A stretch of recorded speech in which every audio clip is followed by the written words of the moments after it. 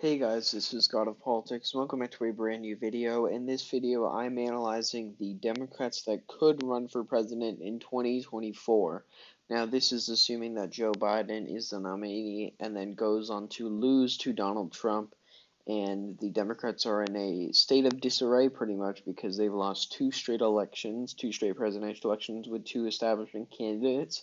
How will that affect the state of the race in 2024? Will the Democrats nominate someone from the establishment, someone progressive, someone not from the establishment and not necessarily progressive?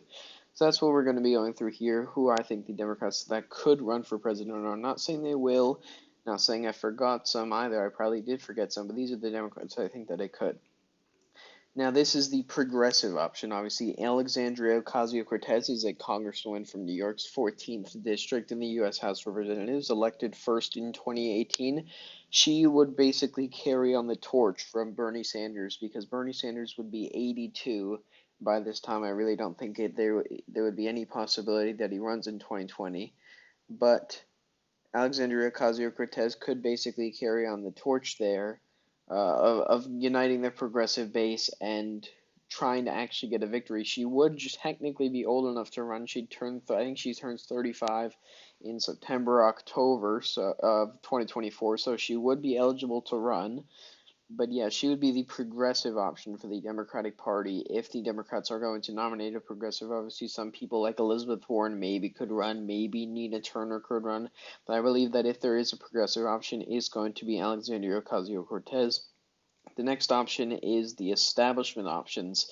And there are obviously a number of establishment options. Some of the other people on this list will be establishment options, but these are major establishment options mainly because they're governors of big state. The first one being Andrew Cuomo, who is the governor of New York, and the second being Gavin Newsom, who is the governor of California. Now, Andrew Cuomo could be done as governor by 2022, whether he chooses to run again. Gavin Newsom will be done by 2026 for his two terms, but there is a possibility that he does run in 2024. Same thing with Andrew Cuomo. Andrew Cuomo has been praised for his response to the coronavirus pandemic, and Gavin Newsom is obviously the governor of a big state, as well as Andrew Cuomo. They are both have similarities.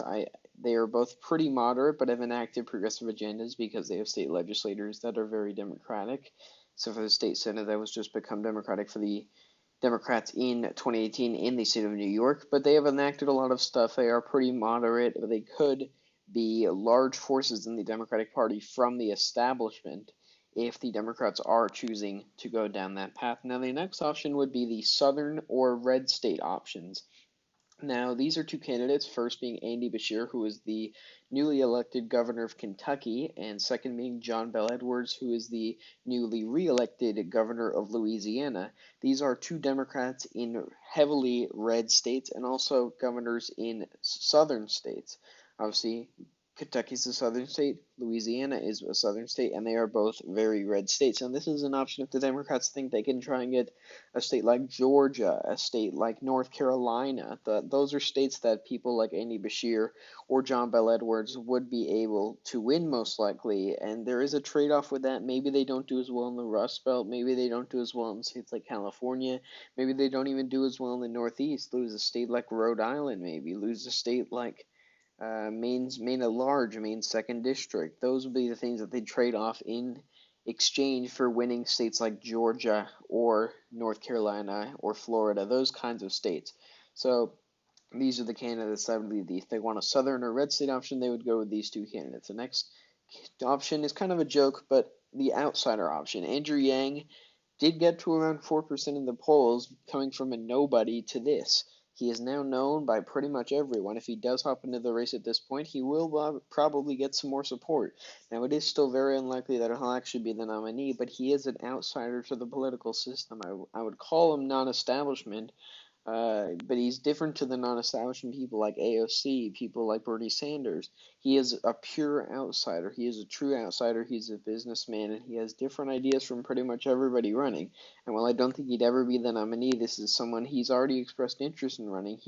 There is a possibility that he does run. Now, the next one is called the minority option. This is if the Democrats basically want to return to the years of Barack Obama, the years where they had heavily increased turnout amongst black voters, amongst Latino voters, amongst all minority voters, and that's what Barack Obama did, especially in 2008. If they want to aim at returning to that, they would probably try and run someone like Cory Booker. He is a senator from the state of New Jersey. He was also the mayor of Newark, New Jersey, the city just across from New York City.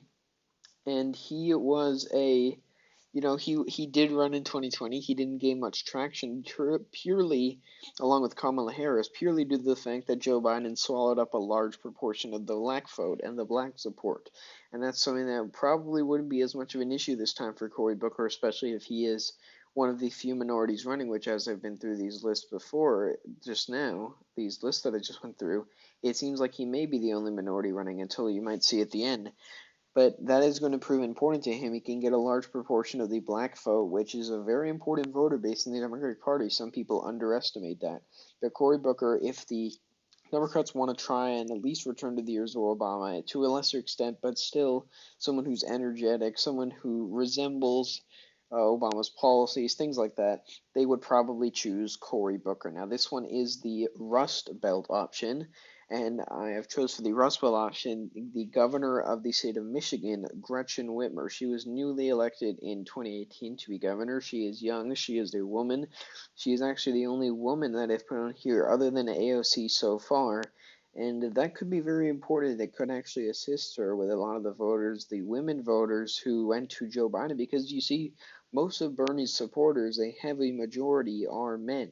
A lot of the women went heavily to Joe Biden, and without Joe Biden running in 2024, assuming he loses in 2020, there is going to be someone that has to swallow up the female vote, and Gretchen Whitmer could be that person. And while she isn't too popular in the state of Michigan prior to this coronavirus, she is more popular now. She could prove to be a force in the race as she can establish her as somebody that's won in a state that went red in 2016, possibly even in 2020 if Trump's going to have to beat Biden. He's probably going to win Michigan, although obviously there's a lot of mathematical math on the maps, like with Wisconsin, Pennsylvania, but that's for another video. But she is the governor of Michigan, and if the Democrats want to keep hold of the Rust Belt, kind of reverse the trends, buck the trends, bring it back to the Democrats' column, the Rust Belt, rather than taking the Sun Belt, they want to hold on to the Rust Belt. They would probably choose someone like Gretchen Whitmer, although there are other people that they could choose. I mean, it is a very limited option in terms of the Rust Belt because the governor, Tony Evers, is pretty old. The governor, Tom Wolf of Pennsylvania, is pretty old too. Sherrod Brown, senator from Ohio, is very progressive and he's also quite old. Tammy Baldwin is getting older at this point. There's a possibility she could run, but I'm not exactly sure about that. But there are some other people in the Rust Belt that could run, but I feel like Gretchen Whitmer would be the best option of the people in the Rust Belt. And then these are the honorable mentions. I'm not sure whether these people will run, and I'm not ready to give them a whole spot on this list. But the first one is Kamala Harris. She did run for president in 2020. And again, like I said with Cory Booker, she probably would have been a larger force in the race had Joe Biden not swallowed up pretty much all of the black vote. She probably would have done better. She maybe would have even been the nominee. Obviously, there was a time at the race where the people thought she had a chance to be the nominee.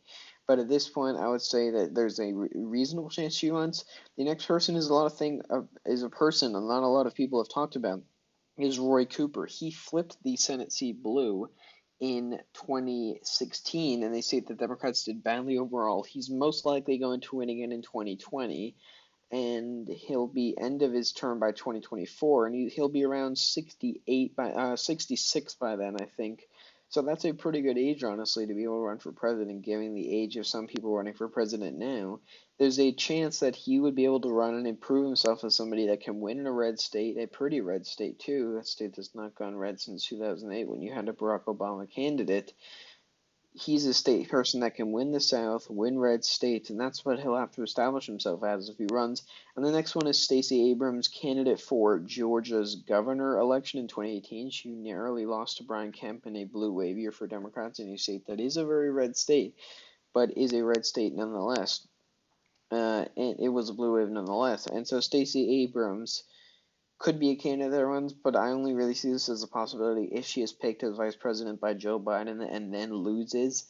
and then she's already established herself as a figure on the national stage, and then she runs for president. I feel like if she isn't running for president, there wouldn't really be enough time for her to establish herself and then run for president. But that's why I've put her as an honorable mention. Some of these other people as honorable mentions too. But yeah, these are just some preliminary candidates that I feel like could run for president for the Democrats in 2024, assuming Joe Biden does not win in 2020. But yeah, guys, thank you all for watching this video. Please like and subscribe as always. Follow me on Twitter. Join the Discord. Links in the description for that. And I will see you guys later.